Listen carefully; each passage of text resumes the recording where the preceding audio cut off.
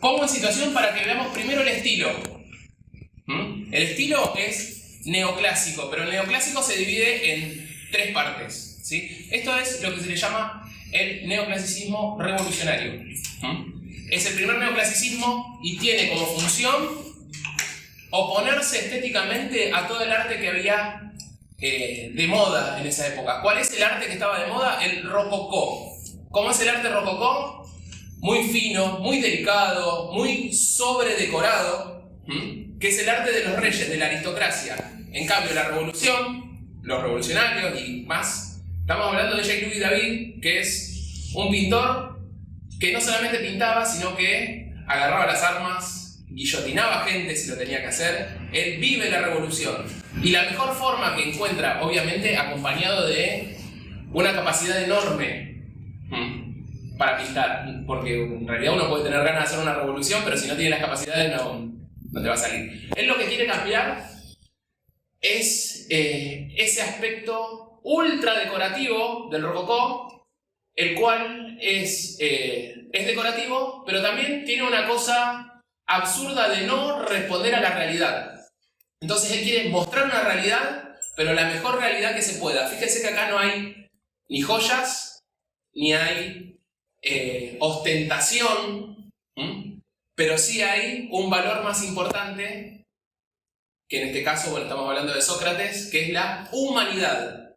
En casi todo el neoclasicismo vamos a encontrar figuras humanas muy gloriosas. Para que lo entiendan bien, una parte del neoclasicismo que se le llama el neoclasicismo romántico son todas las imágenes, todas las pinturas de los próceres que tenemos acá en Argentina. ¿Vieron? De San Martín con los laureles, San Martín cruzando los Andes. Eso es el neoclasicismo romántico. Es una forma de idealización, de exaltación de la realidad sin mostrar lujo, mostrando el valor de las hazañas del pensamiento, ¿sí? Sobre todo lo que tiene que ver del pensamiento y la acción social política. Eso es el neoclasicismo. Pero además el neoclasicismo se nutre de una cultura anterior, que es la cultura griega.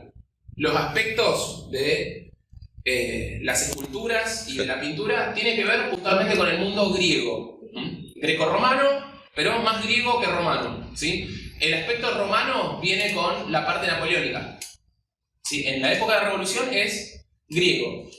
¿Qué resaltan de los griegos? Puntualmente hay algo que en los programas de estudio muchas veces no entra, pero es cómo los griegos tenían ausente a Dios.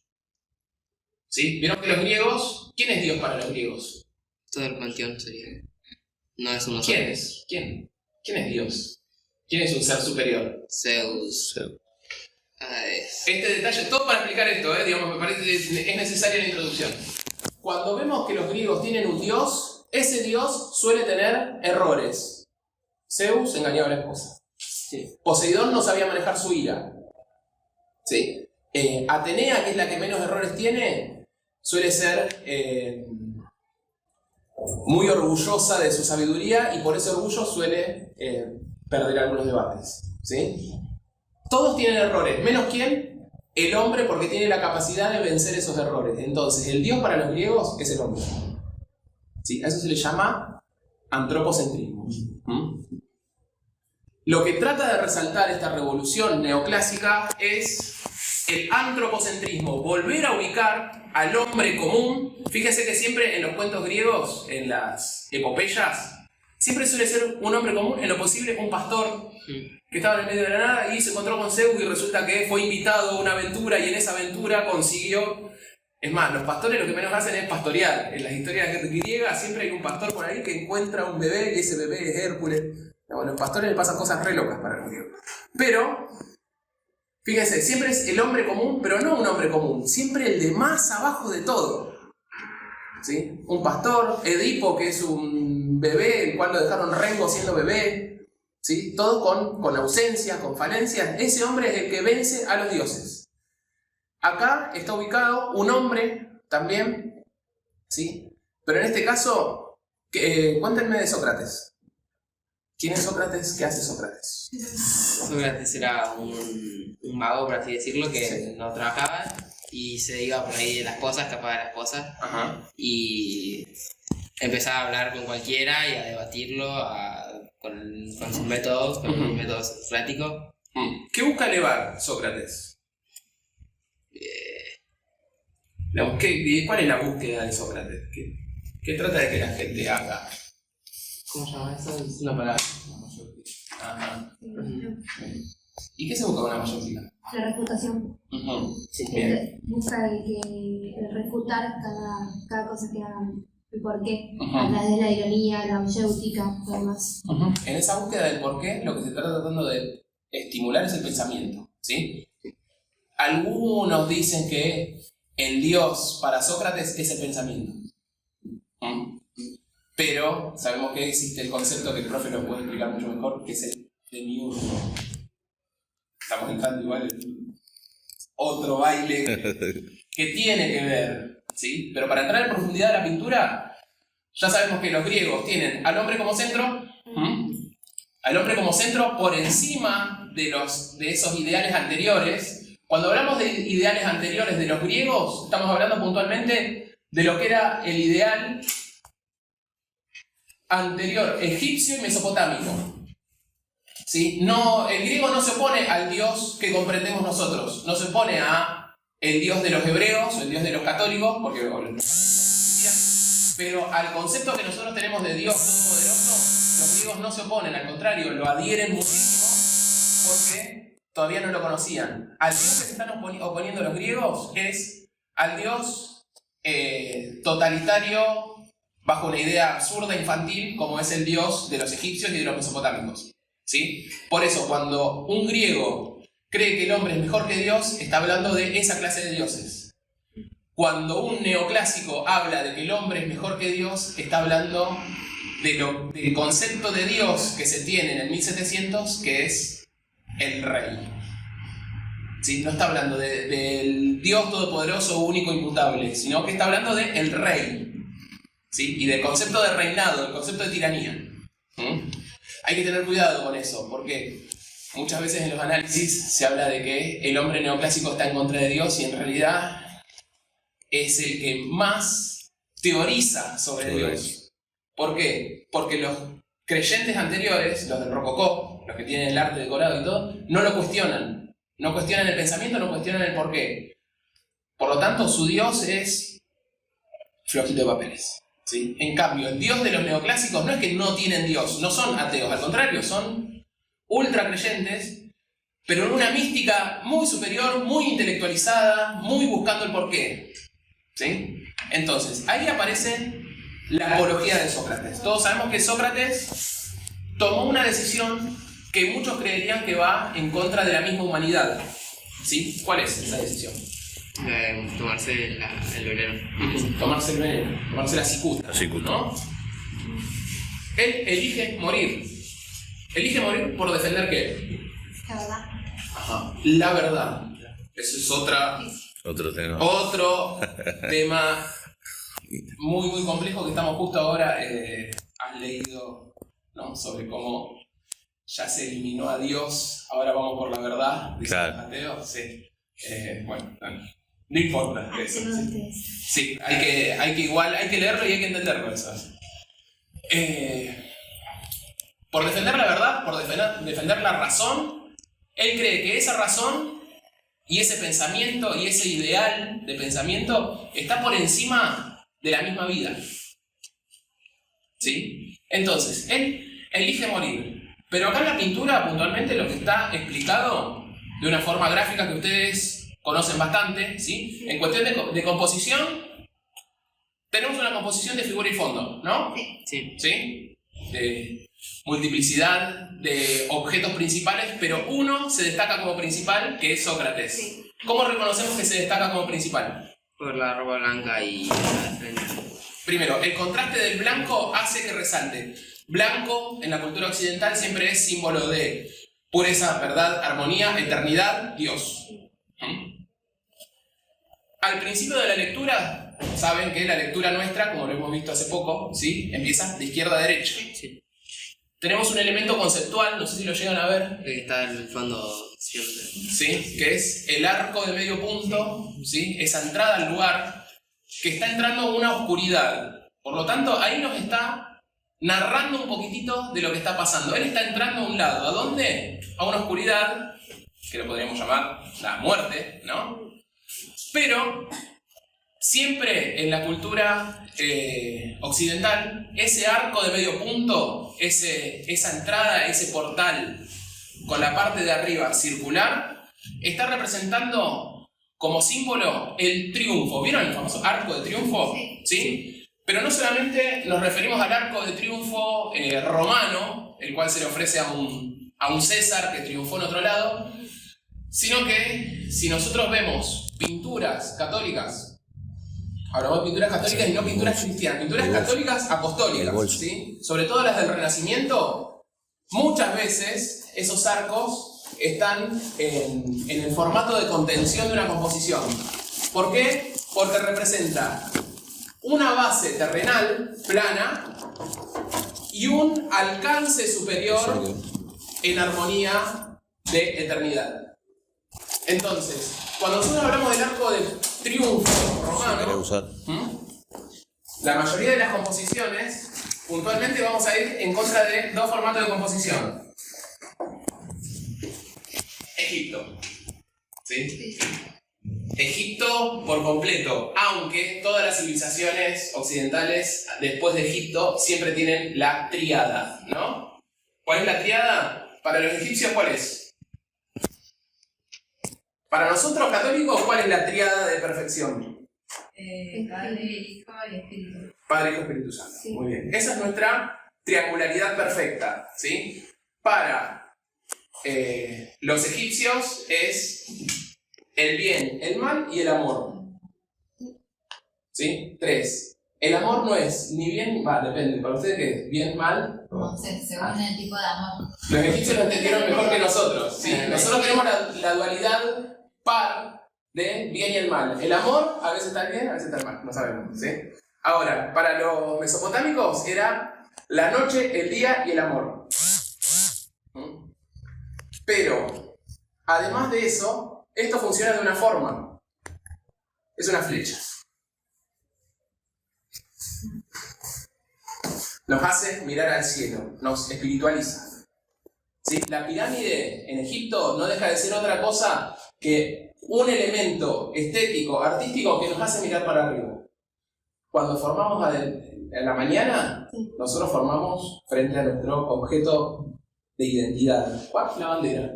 Nos hace mirar para arriba. Cuando hablamos, ¿se acuerdan?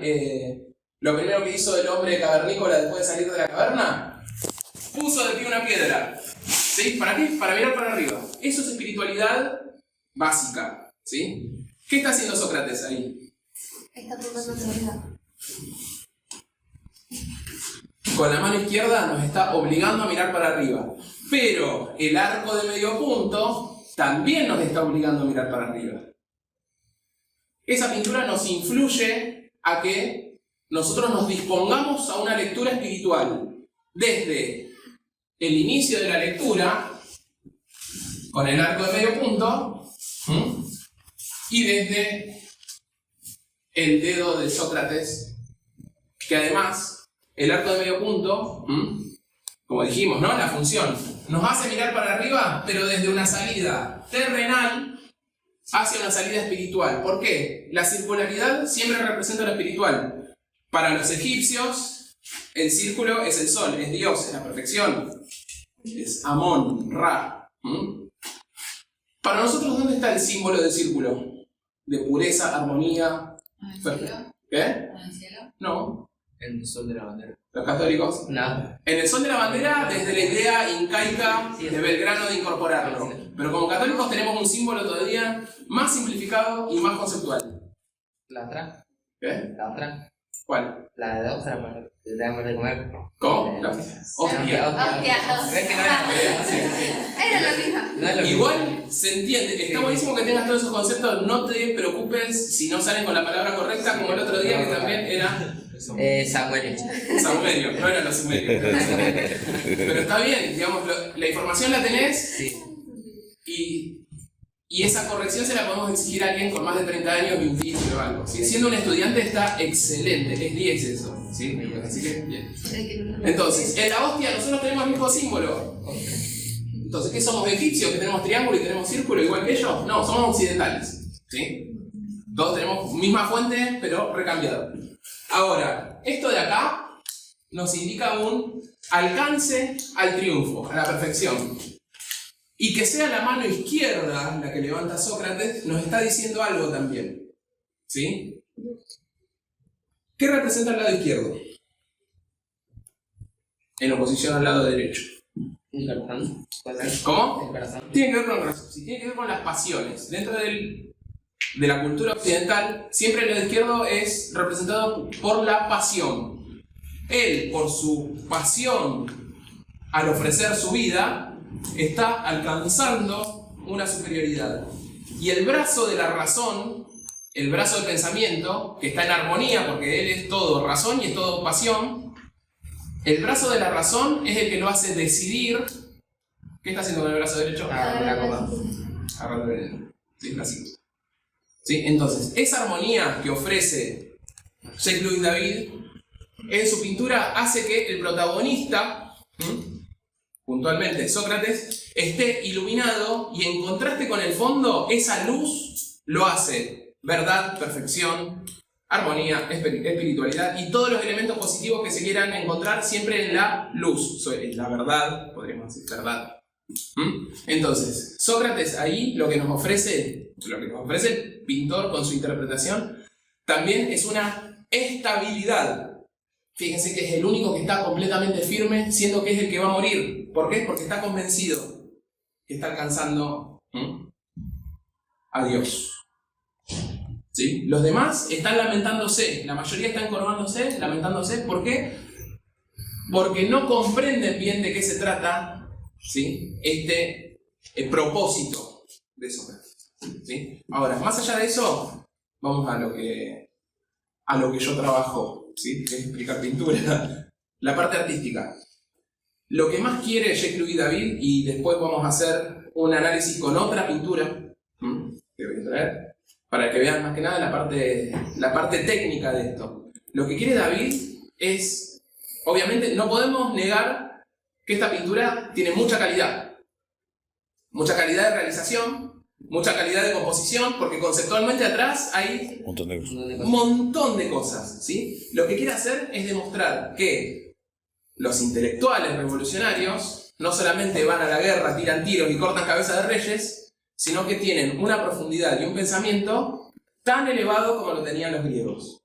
Ese hombre que está ahí está representando al hombre francés del 1700, que básicamente se cree griego, se cree Sócrates.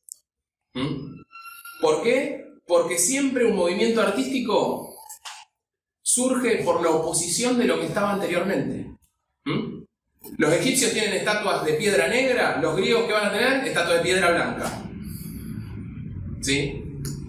Los rococó decoran todo y ponen toda minuciosidad y ponen las caritas así como si fueran las chicas muñequitas de porcelana. ¿Sí? ¿Qué es lo que hacen estos muchachos? Como si fueran estatuas griegas.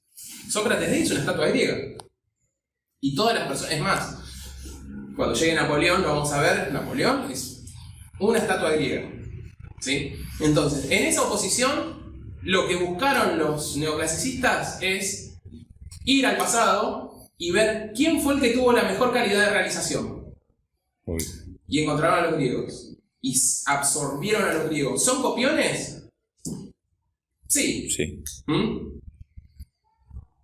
Pero la vuelta de tuerca que le dieron de forma pedagógica, porque esto en realidad, los cuadros, y esto lo vamos a ver cuando lleguemos a septiembre y expliquemos los movimientos del 1800, los cuadros tenían una función pedagógica. Este cuadro era para motivar al pueblo a que no dude en alcanzar la espiritualidad por luchar por sus ideas. ¿Sí? Para que la gente no dude en estar en cuero con un trapo blanco y nada más, si eso lo lleva a... No tenemos a un Sócrates rodeado de lujos, de gloria, al contrario, su lujo, su gloria más grande es su pensamiento y su decisión. ¿Sí? Jacques Louis David. Jacques Louis David, muy bien. Sí. Todo lo demás, Google. ¿No? Esto de que me decías de la oposición a lo anterior, Sí. ¿es lo que define la revolución? O sea, Es, el cambio lo que radical. define al neoclasicismo. Sobre todo porque el neoclasicismo propone algo que todavía hoy lo tenemos. Los neoclasicistas son pintores que nacen de la burguesía, digamos, no son aristocracia. Hoy a la burguesía la llamamos a otra cosa. ¿Sí? La burguesía francesa, hacemos clase de historia, ¿ya estamos? ¿Sí? Sí. Imagínense, tenemos un rey en el medio con todo su ejército alrededor. ¿Quién defiende al pueblo? Nadie. Hay un puerto lejos, viene una invasión y el puerto, que se ocupen los del puerto. Lo del puerto. Entonces, los comerciantes, sobre todo los de los puertos en Francia, ¿sí? Que fue la mayor preocupación, los granjeros y todos se empiezan a organizar. Se empiezan a organizar de una forma en la cual tienen que poder defenderse sin necesitar del rey. ¿Sí? Lo llegamos así medio rápido. Esto. Tenemos, ¿no? Francia. Mapa de Francia. París está acá. Puertos, granjas, todo. ¿Sí? La gente que trabaja para que el rey viva bien. Para que nos cuide, que no responda al rey. Entonces, empieza a haber un ejército por acá, otro ejército por acá, y dicen, ¿quiénes son los que saben leer? Y los de la aristocracia. Bueno, ¿hay uno de nosotros que sepa leer? Sí. Que no le enseñe solamente a su hijo. Que junte a todos los hijos y le enseñe a leer a todos los hijos. El que tiene conocimiento de navegación, que no le enseñe solamente a su hijo, que le enseñe a todos. Así como nace la escolaridad. Acá eligen al mejor docente de filosofía para que les pueda explicar filosofía a todos ustedes. Es un trato, es un acuerdo social del cual ya no se habla, pero funciona como empezó a funcionar en esta época. ¿Sí? Se elige cada colegio que quiere brindar educación. Sus padres, no solamente porque trabajan, sino porque es muy difícil que sus padres tengan todos los conocimientos necesarios de filosofía, de historia, de geografía. Entonces lo que hacen es confiarle el aprendizaje de sus hijos a un colegio y ese colegio le brinda el conocimiento grupal. ¿Sí? Eso empezó acá. Antes la educación era lineal, escalonada. Acá empezó a ser en abanico. Así como nace la escolaridad y después cuando ya la escolaridad pasa a ser muy grande, nacen las universidades. Las universidades son fruto de la burguesía, puntualmente. Pero esa burguesía llegó a un momento, tenía universidades, tenía sistema económico, tenía moneda propia, tenía todo y empezó a tener ejércitos. Y los ejércitos fueron tan grandes, desorganizados, que llegó un momento, el rey estuvo cercado. Chau rey. Corte de cabeza. La revolución toma Francia. Robespierre, eso lo tienen que ver en la historia, eso es recontra largo. Pero uno de los que andaba con Robespierre es Jacques Louis David, que tiene la idea de que la pintura tiene que ser diferente a la pintura de la aristocracia, pero además no puede ser, como todo esto es una propuesta del pueblo, no puede ser una imposición. Y ahí es donde nace lo que quiero explicar, que son los salones. En los salones se invitaba a todo el pueblo a una exposición en la cual se elegía la mejor pintura. Eso es algo que todavía hoy se hace, ¿sí? Un concurso. Entonces, no es que se derroca y se prende fuego a toda la pintura rococó porque queremos que se imponga esto, sino que lo que se hace es, ponemos una pintura rococó y ponemos una pintura a ver cuál gusta más. ¿Sí? A ver qué. Esos son los movimientos artísticos y ahí empieza lo que nosotros vamos a entender como el Salón de París, que es quizá lugar, pero importantísimo para todo lo que va a venir después, las vanguardias, movimientos y todo lo demás. ¿Sí? En ese Salón de París estaban invitados todos y la aclamación del público hacía que esto sea válido. Entonces, es la primera vez que un movimiento artístico no le tira el menhir, como veíamos los cavernícolas, que para sentir que su piedra de pie era mejor había que derribar la otra. Bueno, no prende fuego la aldea vecina, sino que invita al aristócrata básicamente para mostrarle que el pueblo sigue eligiendo esto. Bien. ¿Sí? Ahora, ¿qué clase de pueblo? El pueblo educado, que es mucho. ¿Por qué? Porque el rey educaba a uno solo lineal, los otros educaban a 30, a 40, a 100. ¿sí? Entonces, así es como se instala la revolución. Sobre todo, este muchacho David es muy importante para la historia del arte, aunque quizá no sea tan recontra famoso como Da Vinci, ¿sí? Porque a la hora de mostrar una forma de arte, Robespierre, el ideólogo de la Revolución Francesa, le encarga, le confía a él que el arte propagandístico y educativo, ¿sí?, sea este. Digamos, vos sos pintor, tenés que preparar el mejor estilo de pintura y a los mejores pintores, él fue docente de pintura, ¿sí?, los mejores pintores con la mejor ideología, no solamente para que sea mejor que los anteriores, sino que además convenza al público que hay que alcanzar una superioridad como lo hizo Sócrates. ¿Sí? Eso. Muy bien, un aplauso, ¿eh?